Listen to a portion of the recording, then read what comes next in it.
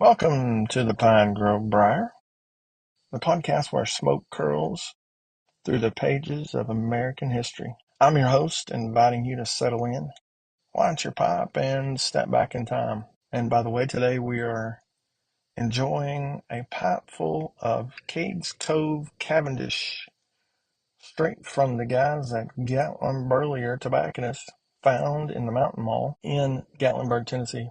On level D, by the way. It's like stepping back in time. I tell you guys this every time, but it's like a Disney World for tobacco lovers like me. You will love it if you go there. And tell them the Pine Grove Briar sent you. Also want to make mention of our friends at Lee's Bait and Tackle in Oneida, Tennessee, where they make custom plastics, and it's a neat little bait store, and you would love going in there. Lee will treat you right on the price as well. And right now, up until Memorial Day, Lee is offering a 10% discount if you tell them the Pine Grove Briar sent you. So let them know that, and that is up until Memorial Day, 10% discount. Also, I want to make mention of our friends at Sewell's Woodworks, where you can check them out on Etsy, and you can take a browse through their little store there on Etsy, and they make 3D printed things. They have Milwaukee tool battery holders. They have air chuck holders. They have razor side-by-side cup holders in various different colors. You can see what they have to offer on that, and you can find that at Sewell Woodworks on Etsy. Look that up. So, with all that being said, I'm going to light up this Cades Cove Cavendish in my beautiful briar pipe from my friends at Gatlinburg Tobacconists before we get into today's story.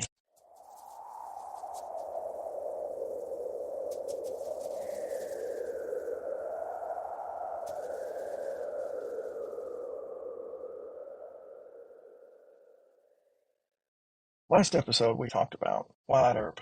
I told you guys next time we get together, we just might talk about his friend, Doc Holliday. So today we're drawing deep into the turbulent life and lingering legend of one of the Old West's most fascinating figures, John Henry Doc Holliday. Gambler, gunman, dentist, and pipe smoker. The man was as enigmatic as the times he lived in. So pack a bowl and let's explore the smoke and thunder that made up Doc Holliday's legacy.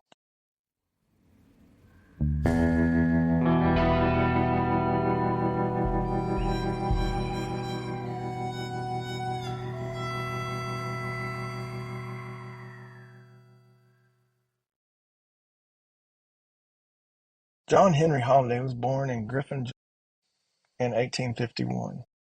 He was raised in a well-to-do Southern family. Doc's early life was marked by privilege and education. He attended the Pennsylvania College of Dental Surgery and graduated in 1872 at the age of 20.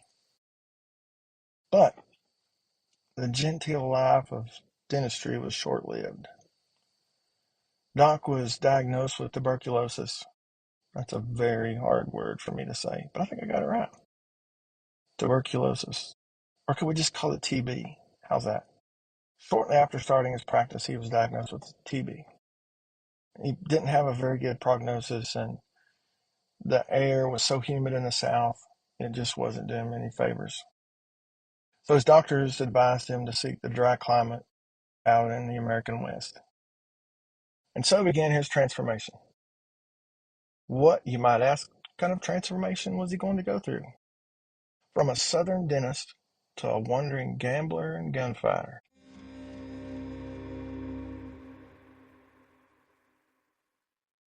Doc's TB made him gaunt, pale, and prone to coughing fits, which earned him both pity and wariness. Yet despite his illness, he was a man who commanded respect and even fear. His journey through Texas and Kansas and eventually Arizona was paved with cards, whiskey, and violent altercations. Most accounts agree he was a deadly shot, but just how deadly was he? That's where things get kind of murky. Historians debate how many men Doc actually killed. Some say fewer than 5, and others suggest more than a dozen. Like the smoke from a well-aged tobacco blend, the truth is elusive. But one thing is for sure, Doc had a reputation. And in the West, reputation was like currency. If Doc's legend was born in Georgia, it came of age in Tombstone, Arizona. And its most famous chapter was written along Wyatt Earp. The two men couldn't have been more different. Wyatt was a lawman. Holliday was an outlaw, or at least he operated outside the law. But they shared a bond, nonetheless, forged in gunsmoke and loyalty. It was a friendship that would lead them both to the OK Corral.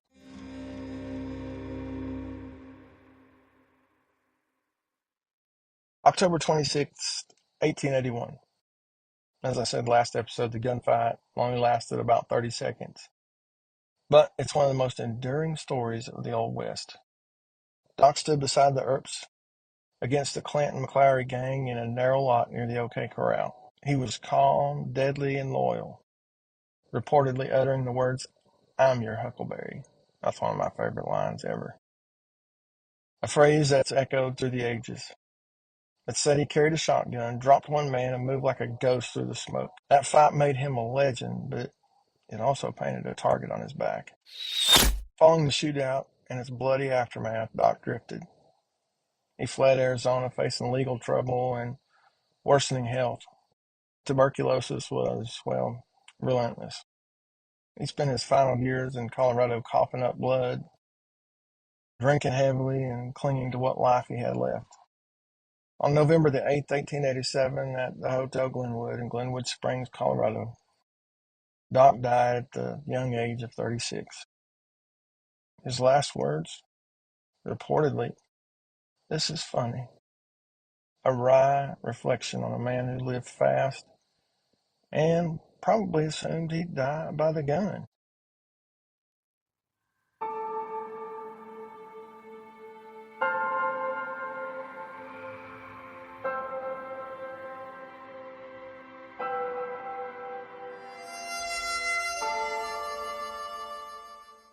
Doc Holliday lives on in movies, books, and the lore of the American frontier.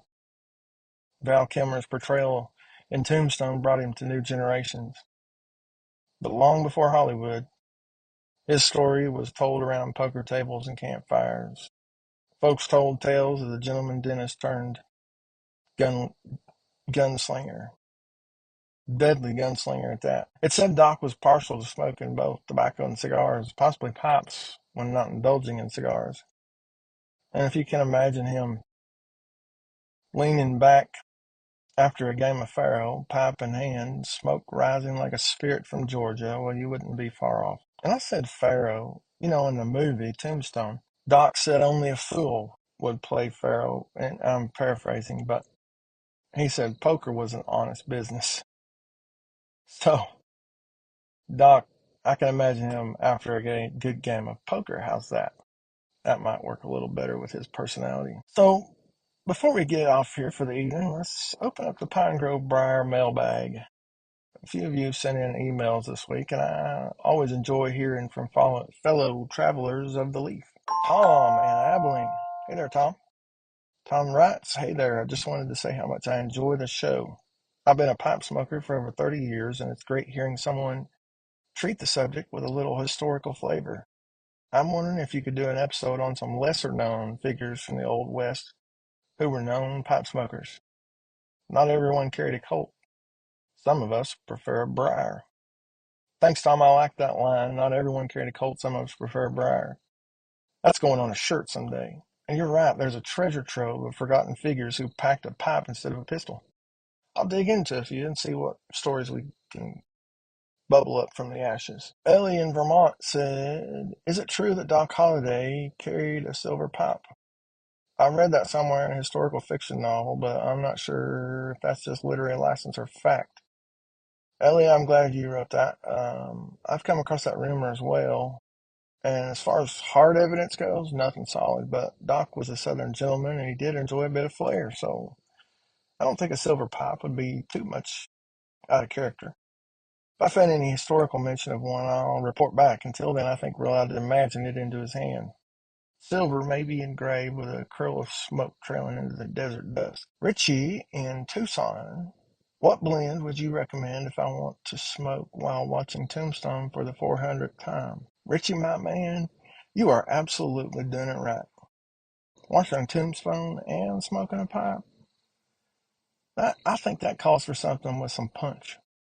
I'd suggest a blend heavy on the dark-fired Kentucky, or maybe something smoky enough to hang in the air like gunpowder after a shootout. If you want to keep it thematic, Burlear's blend is a fine choice. Strong, southern, and just a little mysterious.